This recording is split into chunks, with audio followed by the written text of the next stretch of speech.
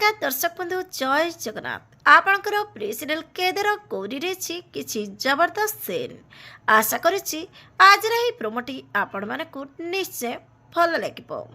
दर्शक बंधु लिप्सा आज केदारंकर दुईटी रूप देखि चिंतार पड़ जाइथिबो।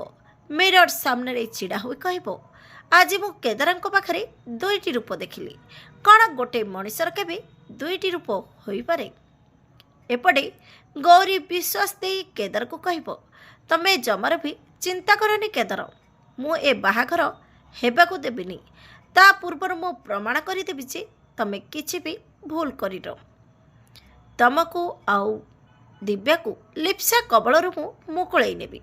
हेले दर्शक बंधु गौरी एबे कौन केदार को लिप्सार बाहाघर रोकिबा पई कौन प्लान करिबो देखिबा पई जमार भूलंतुनी।